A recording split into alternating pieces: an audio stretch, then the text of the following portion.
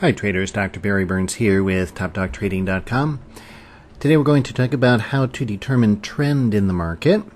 The classic definition of trend is looking for higher highs and higher lows or lower highs and lower lows. And I disagree with that approach. So right away I'm going to start out by being radical. Okay, let me share with you why I don't like that approach to determining trend. So here we have the Euro-US dollar. It's a 5-minute chart. And what we're looking at here, for example, is we could say, okay, here is a low, a high, a low. So it looks like we're in a downtrend now, but now we've got a high, a low. Now, where are we going to draw the next high? We could draw it here. And then here, now it looks like we're in a downtrend. We've come back up, kind of made equal high, but this is not a lower low, and now we've got a higher high. But we've got a lower low, higher high, now another lower low, and now another higher high. Or maybe that's not even it. Maybe we're going to use, for example, this high, this low, this high. Now we definitely have higher high, higher low, higher high. We're in an uptrend. And then we come back down here, use a higher low, lower high, lower low. Now we're in a downtrend. Now we've got a higher high. You see, it keeps switching all the time. So there's two problems here. Number one is which highs and which lows do you use? It can vary from person to person. Over here, one person might use this low, that high, that low, that high. And then another person might say, oh, no, that's no good. That's nitpicking too much. You just have to use basic ones. Whoops. Get my drawing tool configured here. They might just say, no, those are equal, so we're just going to go from there to there to there. And that makes sense too.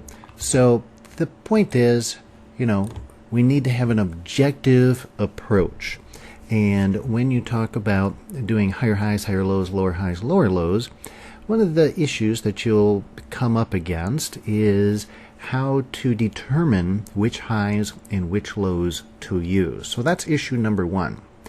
Now, you can come up with solutions for that to solve that problem. Let me share with you one solution. So now I've added an oscillator to the chart here, and you can see that just change our scaling here a little bit to make it easier to see. Again, there's many different ways to determine which highs and which lows you want to use. So I'm just sharing with you one possible one. And I use something similar to this. Now, I'll get people emailing and saying, hey, which indicator is this? What are the settings? So forth. The indicators that I use are all shared in my course, but you can use whatever indicator you're currently using. Tweak it a little bit if you want to, experiment with it to see what works good for you. But here's one approach. So you take an indicator, go from 20 to 80, draw some horizontal lines there. Look for where it intersects, okay? And we'll use these as our markers. All right. And then what we're going to do is go to our price bars. We're going to look for the lowest low in price when our oscillator is hit down here to 20. Okay, well these are equal lows, so I can mark either one of those. So that would be our low there. Here, that's our high. Here, that's our low. Now this one's a little trickier because this high is a little higher than that high. So actually the high we would use is this one because it is a higher high while the oscillator hit 20 and before it came back down to 20. So in other words, you're looking for the highest high in price while the oscillator is between cycle lows. Highest high in prices there. Okay, then the next high would be here. Actually, forgot the low. The next low would be there. The next high would be there. Okay, so that works out pretty well, because now what happens is we actually get objective highs and lows. So if you're using that system, everybody using the system will get the same results as to which highs and which lows they should use. Most importantly, though, is that you will have objective rules. Your rules will be the same every time you trade. Every time you're looking for which high and which low to use, it'll be objective. Now, there is a downside to this still. Even though we've gotten closer, this works great in hindsight. But the problem is, if you look at this, for example, and we already kind of did, this comes up here, and this hits 80. So on the hard right edge of the screen, when the market is right here, this is going to look like a high. And you're not going to be sure where that high really is until the oscillator comes all the way back down to 20. And so that's a bit of a problem when you're trading on the hard right edge of the screen. Again, it's great for hindsight and for analysis, not quite as ducky when you're trading live intrabar on the hard right edge of the screen. And so that is one of the big problems here with this approach that I think can still be usable, but definitely isn't good enough by itself. So we need to do something else. Now, if you look up the definition of trend in the dictionary, it will say to extend in a general direction. And that's very important, because what that means is that really the general accepted use of the term trend is not to measure short-term little trends, little movements where you get higher highs, higher lows. It is meant to be looking for movements that are extending in a general direction. So when I look for trend, I like to look for what I call the intermediate term trend, not really short-term trends.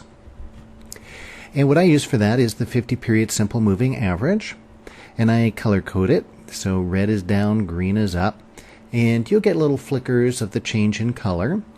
But generally what's happening here is this is saying that there is no trend right now. It's flat. This here, again, no trend right now. It's flat. It's flickering. We have specific ways of reading this. By the way, I should also say this is very, very, very important. Nothing by itself, including this 50-period moving average or even the whole energy of trend, is enough to trade with. None of it is good enough. And so we use 5 energies, and we look for the alignment of those 5 energies, because this moving average is fine, but by itself, it's not going to work. Not going to work, tell you right now. But I find that it's a great way of measuring the energy of trend. But the energy of trend by itself is not enough to make money with. So I'll put a link in this in my blog post that's related to this video. My blog, by the way, is at topdogtrading.com if you happen to be viewing this video anywhere else. And the date today is December 2nd or 3rd. Actually, it'll probably be posted on the 4th. So look for December 4th at topdogtrading.com blog post, and I'll give you a link to a free video you can watch and see how I trade the 5 energies. But to finish this up, you see what's interesting here is we get a nice move up. All of this is just noise. All of this is just noise as far as direction goes. Then we finally get a follow through to the downside. Now look at this one. Here we go up. We've got up, down, up. What is that? Is this starting a new uptrend? Well, the 50 MA says, no, we're still in a downtrend. Still in a downtrend. And that would actually be a short trade. And it does. Again, it's the extension in the general direction. Regardless of the fact that we put in a higher high, that's just a short-term little move. It's not the general direction of the market. The general direction of the market is down. And this is why I use the 50-period moving average. It smooths out price and gives you that general direction.